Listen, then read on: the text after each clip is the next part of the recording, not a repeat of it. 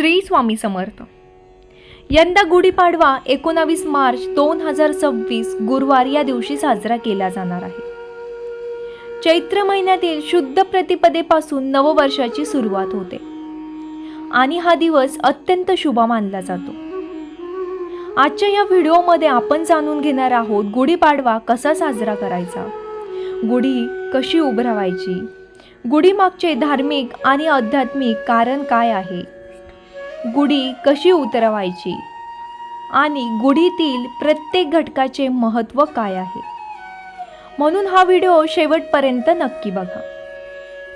गुढीपाडव्याच्या दिवशी सकाळी लवकर उठावे, स्वच्छ आंघोळ करून धुतलेले वस्त्र परिधान करा। त्यानंतर घरासमोर अंगणात सडा टाकून सुंदर अशी रांगोळी काढावी। उंबरठा पूजन करावे, म्हणजेच उंबरठ्याला हळद लावून त्याचे पूजन करावे। यामुळे घरात सकारात्मक ऊर्जा येते आणि लक्ष्मीचा वास राहतो असे मानले जाते। त्यानंतर घरातील देवपूजा करावी आणि नवीन वर्षात सुरुवात करावी। नवीन वर्षात सुरुवात करण्याआधी देवाच्या आशीर्वादाने करावी। या दिवशी गुढीपाडव्याच्या दिवशी गोड पदार्थ बनवावे। पुरणपोळी, श्रीखंड किंवा कुठलाही गोड पदार्थाचा नैवेद्य आपल्याला गुढीला दाखवायचा असतो। त्यानंतर आपल्याला सकाळीच गुढी उभारायची आहे।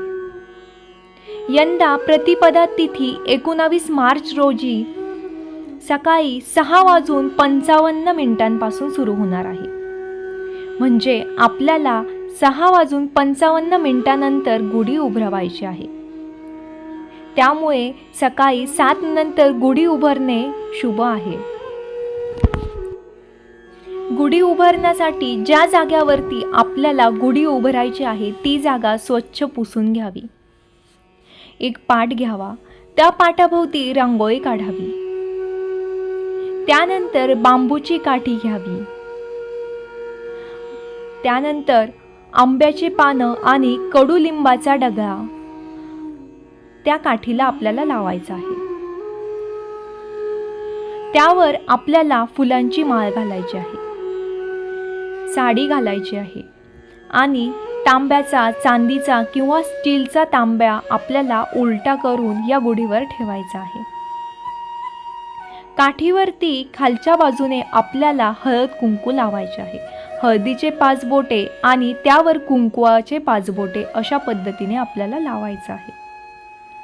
त्या तांब्यावरती आपल्याला स्वास्तिक काढायचे आहे। साखरेची गाठी ही आपल्याला गुढीला घालायची आहे।